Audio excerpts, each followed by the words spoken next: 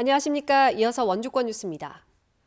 어제 하루 도내 코로나19 확진자가 47명으로 역대 최대를 기록한 가운데 오늘은 현재까지 3명이 추가됐습니다.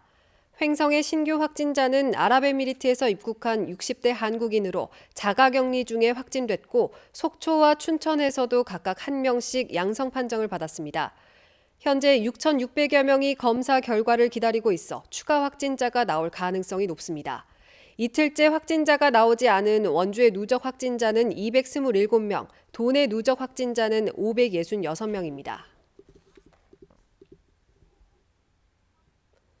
철원의 군 장병 집단 확진 등 강원 북부 지역의 코로나19 확산세가 계속됨에 따라 자가격리자 수도 또다시 최고치를 경신했습니다. 오늘 0시 기준 도내 자가격리자는 모두 2,612명으로 지난 18일에 2,000명을 돌파한 이후 매일 100명 가까이 늘고 있습니다. 특히 해외에서 입국한 자가격리자는 전날 406명에서 85명으로 320여 명이 줄었지만 국내 자가격리자가 2,134명에서 2,527명으로 400명 가까이 늘어 전체 숫자는 오히려 증가했습니다. 원주시가 한시적으로 독감 무료 예방접종 대상을 확대합니다. 확대된 대상은 만 19세에서 61세 사이의 장애인 연금과 장애인 수당 수급권자, 의료급여 수급권자입니다. 주소지와 관계없이 내년 4월 30일까지 위탁 의료기관 44곳을 방문해 무료로 접종을 받을 수 있습니다. 무료 접종이 가능한 위탁 의료기관은 예방접종 도우미 홈페이지 또는 스마트폰 앱에서 확인할 수 있습니다. 원주지방환경청이 미세먼지 계절관리제 기간 동안 관내 대기오염 물질 배출 시설을 집중 점검합니다. 원주환경청은 다음 달부터 내년 3월까지 단속팀 2개조와 첨단 감시팀 1개조를 편성해서 산업단지와 대기오염 물질 다량 배출 시설을 대상으로 광역 감시에 들어간다고 밝혔습니다. 첨단 감시팀이 드론과 이동식 측정 차량을 활용해 오염물질 배출 여부를 조사하게 됩니다. 이어 단속팀이 의심 사업장을 방문해 방지시설 가동 여부 등 위반 사항을 단속하는 방식으로 진행됩니다.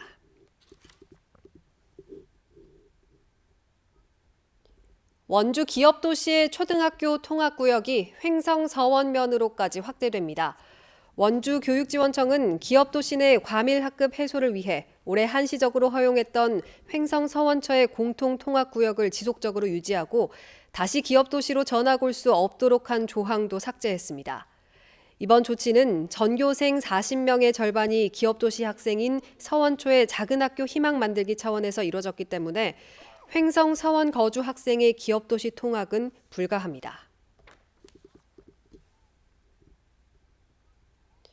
강원도 교육청은 오는 12월 3일부터 19개 특성화고와 8개 일반고 특성화 학과에서 2,492명을 선발한다고 밝혔습니다. 면접이나 진로계획서 등으로 선발하는 특별전형은 12월 3일부터 4일, 내신 성적으로 뽑는 일반전형은 12월 8일부터 9일까지 원서를 접수합니다. 특별전형에서 탈락한 학생은 일반전형에 다시 한번 지원할 수 있습니다. 도교육청은 직업계고로 진학하면 다양한 혜택과 지원을 받아 취업할 수 있으며 재직자 특별전형으로 등록금 지원을 받으며 대학 진학도 가능하다고 밝혔습니다. 횡성군이 내년도 당초 예산안으로 4,933억 원을 편성해 횡성군 의회에 제출했습니다. 지방세와 종합부동산세 등이 증가하면서 일반 회계는 올해보다 7.3% 늘었습니다. 주요 사업으로는 일자리 확대에 131억 원, 상수도 확장 사업 60억 원, 소각시설 설치 사업 56억 원 등입니다. 당초 예산안은 횡성군 의회 심의를 거쳐 다음 달 14일에 최종 확정될 예정입니다.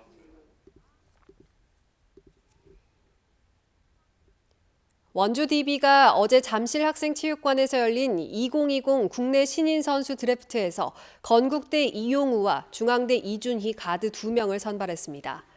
183cm의 신장을 가진 이용우는 비교적 키는 작지만 대학 리그에서 뛰어난 득점력과 승부처에서의 해결 능력을 선보였고 청소년 대표팀 출신의 이준희는 192cm 장신 가드로 운동 능력을 활용한 돌파가 장점입니다. 두 선수는 다음 달 5일 경기부터 출전이 가능합니다. 강원문화재단은 강원의 4개 가을 중 마지막 공연으로 내일 고성 DMZ 박물관에서 열리던 콘서트를 알펜시아 콘서트홀에서 무관중 온라인 생중계로 전환하기로 했습니다. 문화재단은 코로나19 확산으로 연주자와 관객, 스태프의 안전을 위한 조치라고 밝혔습니다. 이에 따라 내일 오후 2시에 대관령 음악제 유튜브 채널을 통해 플루티스트 조성현과 앙상블 더 브릿지의 연주를 감상할 수 있습니다. 강원의 4개는 평창 대관령 음악제의 연중 프로그램입니다. 뉴스를 마칩니다. 고맙습니다.